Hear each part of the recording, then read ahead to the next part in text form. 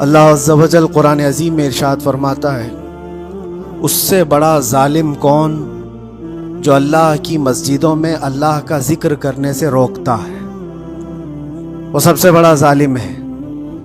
وَمَنْ أَظْلَمُ مِمَّنْ مَنَعَ مَسَاجِدَ اللَّهِ، اللہ کی مسجدیں، اللہ کا گھر اس کے ذکر پاک کے لیے ہوتی ہیں، اس کی عبادت کے لیے ہوتی ہیں، اور جو اللہ تبارک و تعالیٰ کے ذکر سے اور اس کی عبادت سے روکے، اللہ قرآن میں فرماتا ہے وہ سب سے بڑا ظالم ہے۔ میرے عزیزو، تاریخ اگر دیکھتے ہیں ہم تو ہر زمانے میں معرکہ حق و باطل ہوتا رہا ہے۔ باطل طاقتیں ہمیشہ یہ چاہتی ہیں کہ اللہ کے ذکر کو روکیں، کیونکہ طاغوت شیطان جس کا ذکر قرآن میں ہے وہ ہمیشہ سے یہ چاہتا رہا ہے کہ اللہ کا ذکر کرنے والوں کو روک دیا جائے، کیونکہ اس نے اللہ تبارک و تعالیٰ سے یہ وعدہ کیا، چیلنج کیا تھا، لَأَقْعُدَنَّ لَهُمْ صِرَاطَكَ الْمُسْتَقِيمِ، اے رب میں تیرے سیدھے راستے پر بیٹھ جاؤں گا، ثُمَّ لَآتِيَنَّهُمْ مِنْ بَيْنِ أَيْدِيهِمْ وَمِنْ خَلْفِهِمْ وَعَنْ أَيْمَانِهِمْ وَشِمَائِلِهِمْ، اور میں اس سیدھے راستے پر جو بھی گزرے گا اس کو کبھی سامنے سے آ کر بہکاؤں گا، کبھی پیچھے سے آ کر بہکاؤں گا، کبھی دائیں سے کبھی بائیں سے۔ اور اللہ تبارک و تعالیٰ سے شیطان مردود یہ کہتا ہے، وَلَا تَجِدُ أَكْثَرَهُمْ شَاكِرِينَ، تو تیرے بندوں میں شکر گزار بندے نہیں پائے گا۔ مطلب یہ ہے کہ ابلیس لعین مسلسل یہ کوشش میں ہے کہ اللہ تبارک و تعالیٰ کے بندوں کو اس کے ذکر سے دور کرے، اس کے شکر سے دور کرے۔ آج بھی وہ کیفیت ہم دیکھتے ہیں کہ سب سے زیادہ اللہ کے ذکر سے روکنے کے لیے جو شیطانی طاقتیں کوشش کر رہی ہیں، مگر میرے عزیزو یہ تمہارا امتحان ہے، تمہارا امتحان ایسا کہ کبھی یہ مت سمجھنا کہ تم خالی ہو، کیونکہ قرآن پاک اللہ تبارک و تعالیٰ 21ویں پارے میں فرماتا ہے، اَحَسِبَ النَّاسُ أَن يُتْرَكُوا أَن يَقُولُوا آمَنَّا وَهُمْ لَا يُفْتَنُونَ، کیا لوگ یہ گمان کر کے بیٹھے ہیں کہ وہ ایمان لے آئے تو ہم ان کو آزمائیں گے نہیں، یا ان کو چھوڑ دیا جائے گا؟ جو ایمان لایا ہوا بندہ ہے وہ آزمایا جائے گا۔ ایمان اگر تمہارے پاس ہے تو تمہیں امتحان سے بھی گزرنا ہی ہوگا۔ یہ ایمان کسی حلوہ پراٹھے کا نام نہیں ہے، کھا کر کے مست نیند سو جائے، پھر اسے اس دار فانی میں، اس دنیا میں امتحانات سے گزار کر کے اپنے ایمان کی کسوٹی کو دکھانا ہوگا۔ اسی لیے قرآن یہ بھی کہتا ہے کہ تمہیں کیسے کیسے آزمایا جائے گا، وَلَنَبْلُوَنَّكُمْ بِشَيْءٍ مِّنَ الْخَوْفِ وَالْجُوعِ وَنَقْصٍ مِّنَ الْأَمْوَالِ وَالْأَنفُسِ وَالثَّمَرَاتِ، ہم تمہیں آزمائیں گے کبھی بھوک سے، کھانے کی قلت سے، اور کبھی خوف سے، ڈر آئے گا تمہارے پاس، اور پھر اللہ تعالیٰ فرماتا ہے کبھی مال و دولت کی کمی سے، وَنَقْصٍ مِّنَ الْأَمْوَالِ وَالْأَنفُسِ، کبھی لوگوں کی جان چلی گئی ہو، کثرت سے تمہارے عزیز مر گئے، یہ بھی آزمائش ہے، اور پھلوں کی کمی۔ اللہ تعالیٰ فرماتا ہے یہ 5 چیزیں ہیں جو تمہاری زندگی میں آئیں گی اور تمہیں آزمایا جائے گا، اور ان کمیوں کے وقت تمہارا ایمان دیکھا جائے گا تم کیا کہتے ہو۔ اور اللہ تعالیٰ فرماتا ہے جب کبھی تمہیں بھوک سے آزمایا جائے، خوف سے، ڈر سے آزمایا جائے، اور مال کی کمی سے آزمایا جائے، امتحان لیا جائے، تو اس وقت جو بندہ یہ کہتا ہے، اللہ فرماتا ہے اِنَّا لِلَّهِ وَإِنَّا إِلَيْهِ رَاجِعُونَ، اللہ تعالیٰ فرماتا ہے ان لوگوں کو یہ بشارت ہے، ان صبر کرنے والوں کو یہ بشارت ہے کہ جب ان پر مصیبت آتی ہے تو یہ کہتے ہیں ہم اللہ ہی کے ہیں اور اللہ ہی کی طرف لوٹنے والے ہیں۔ یہ مصیبت کے وقت یہ جو 5 چیزوں سے آزمایا گیا ہے، ان آزمائش کے دور پر جو بندہ اللہ تبارک و تعالیٰ کی اس عطا پر راضی رہتا ہے وہ صبر کے ساتھ نکل گیا ہے۔ آج کے دور میں بھی میرے عزیزوں بے شمار جانیں ہماری درمیان سے جا رہی، آپ کو اندازہ ہے موت اتنی عام ہو گئی ہے، اتنی عام ہو گئی ہے کہ اب لوگوں کو موت پر کوئی افسوس بھی نہیں ہوتا. ہر دن خبریں موت کی سرخیاں چھاپتی ہیں. 100-200 کی موت کوئی معنی نہیں رکھتی. آج فلسطین کے نہتے بچوں میں تقریباً 45,000 لوگ سال بھر میں مر گئے. 45,000 کوئی تعداد ہوتی ہے کہ نہیں ہوتی؟ اتنی بڑی جانوں کا جو نقصان ہے یہ آزمائش ہے. اور یہ جانوں کے ذریعے سے آزمائش تھی. مال کی کمی کی آزمائش تو ایسی ہے، ملک شام، یمن، بہت سارے ایسے ٹوٹے پھوٹے علاقے، عراق، جہاں پر لوگ کھانا اور دوائیوں سے جوجھ رہے ہیں اس طرح سے کہ وہ گھاس کھانے پر مجبور ہیں. بہت سارے ایسے علاقے جہاں پر چھوٹے بچے پھینکے ہوئے کچرے میں سے دانے چن کر کے کھا لیا کرتے. وہ اپنے پیٹ کی اس آگ کو بجھانے کے لیے دانے دانے کے لیے ترس رہے ہیں.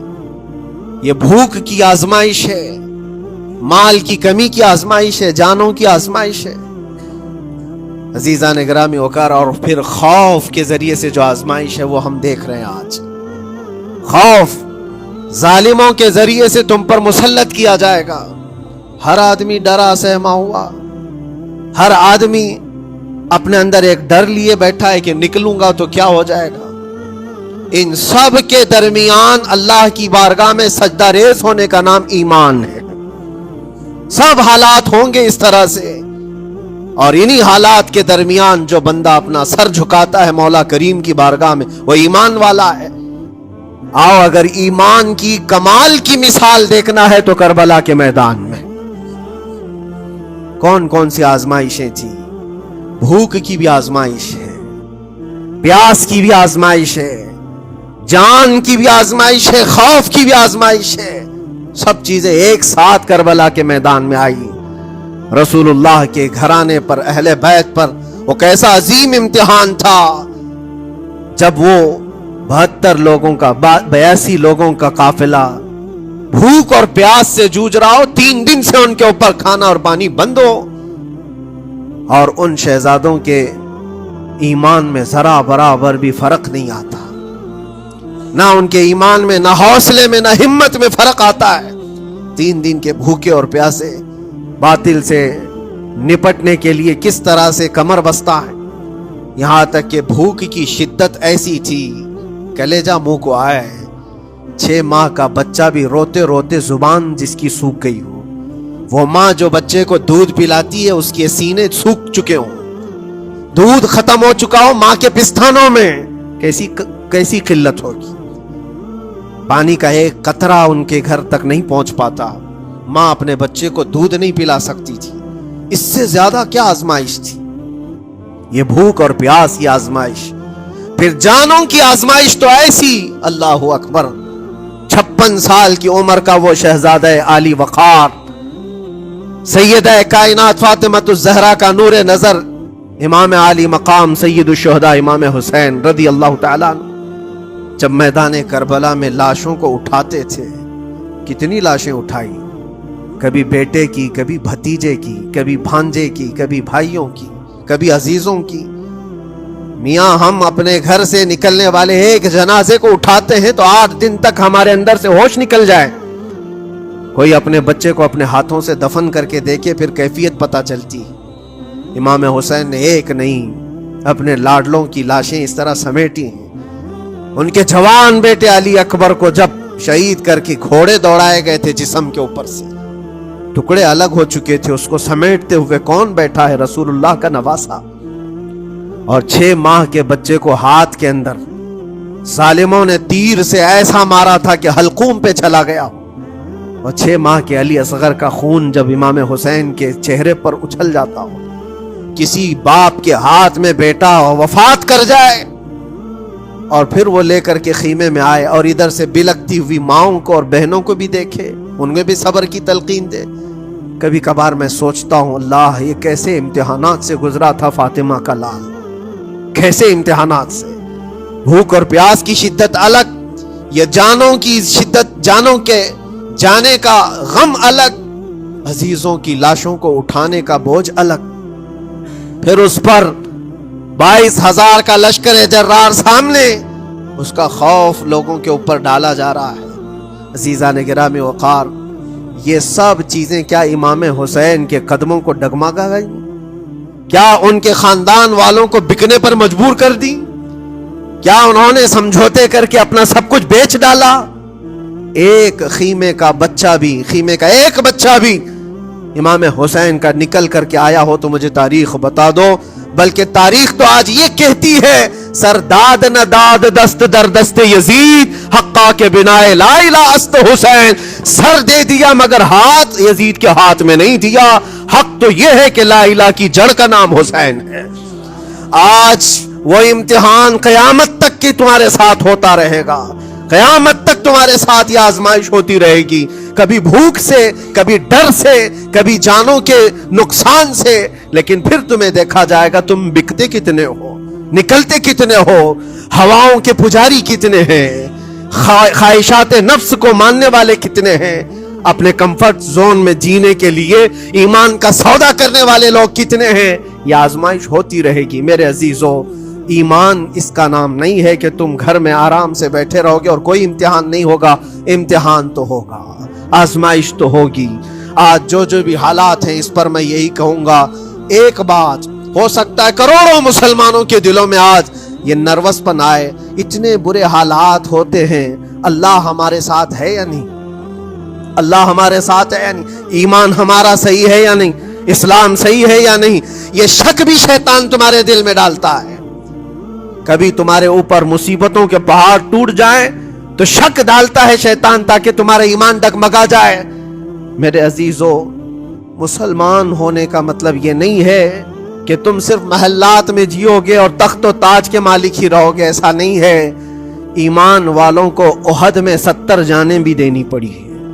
بدر میں ان کے ساتھ جو معاملات ہوئے ہیں، فتح اگرچہ بدر میں ہوئی لیکن جنگ احد کا اگر منظر دیکھو گے، اللہ اکبر، وہ رسول پاک صلی اللہ تعالی علیہ وسلم کے شہدائی صحابہ جب احد کے میدان میں کھڑے تھے، 70 صحابہ کی ایسے جانیں گئی ہیں، اگر میں تفصیل بتاؤں تو بہت لمبا وقت ہوگا۔ ایک صحابی ہیں حضرت انس بن نزیر، پورے جسم میں ایک انگلی کے علاوہ کچھ نہیں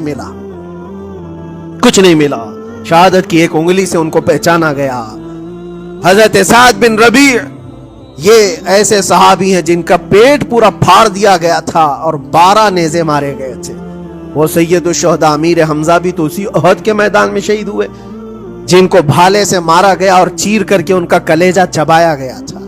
عبداللہ بن جہش اسی میدان میں انتقال کیے ہیں، جن کے جسم کے 80 ٹکڑے کر دیے گئے تھے اور ہر ٹکڑے کا ہار بنا کر ظالموں نے پہنا تھا، ہار بنا لیا تھا جسموں کے۔ یہ سارے منظر احد کے میدان میں ہوئے، اور کون سے ایمان والے؟ وہ رسول اللہ کی اقتداء میں نماز پڑھنے والے، حضور پاک کے چہرے انور کو دیکھنے والے۔ جب ان کے ساتھ یہ آزمائشیں ہو سکتی ہیں تو ہم کون سی گاجر مولی؟ ہمارے ساتھ بھی آزمائشیں ہوں گی، جس کا جیسا ایمان ہوگا ویسا وہ امتحان بھی دے گا، اسی امتحان سے وہ گزارا جائے گا۔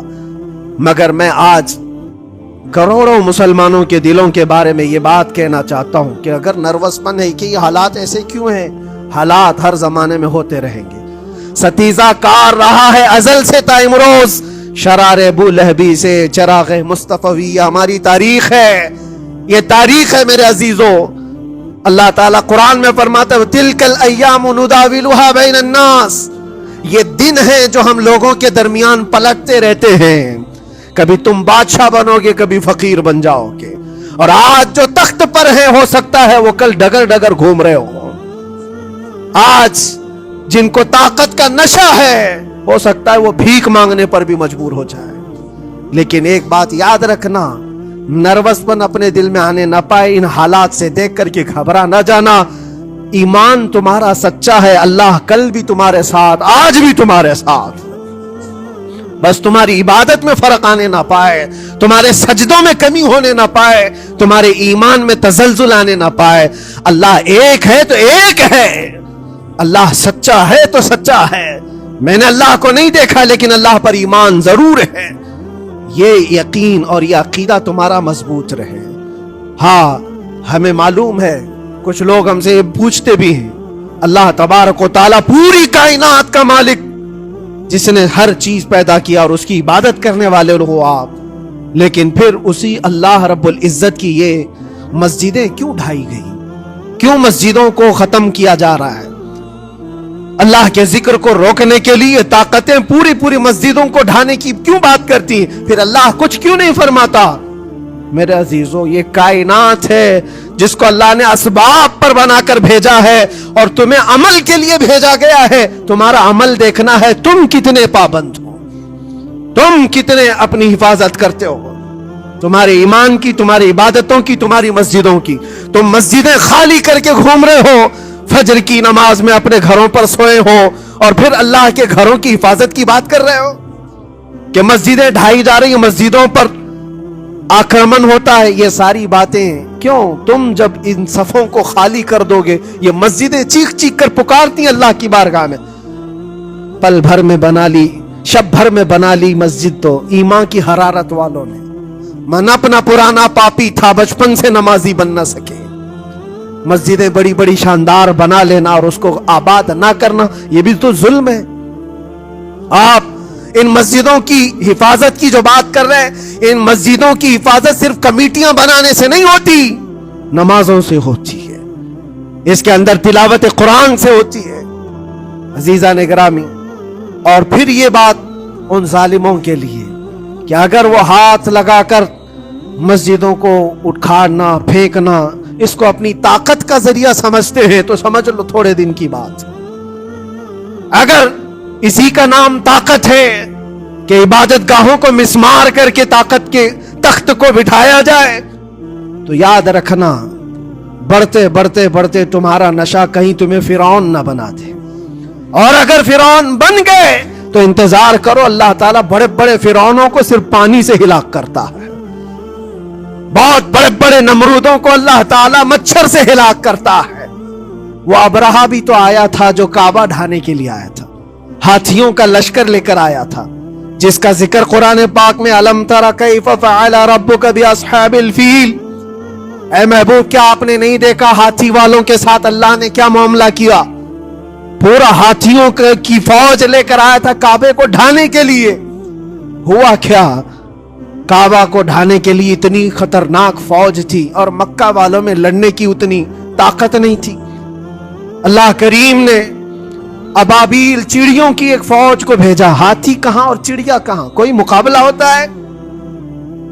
کوئی مقابلہ ہے؟ تصور میں نہیں آتا، لیکن رب تبارک و تعالیٰ کا ایک دستور ہے، بڑی بڑی طاقتوں کو چھوٹی طاقتوں سے ہلاک کرتا ہے۔ چھوٹی چھوٹی سی چڑیاں ہیں، ایک ہاتھ میں تمہارے آ جائیں، ایک چونچ میں اور دو پاؤں میں کنکریاں لے کر آتی تھی، اوپر سے صرف وہ کنکریاں گراتی، ہاتھیوں کے پیٹ پھٹ جاتے اور آگ لگ جاتی تھی۔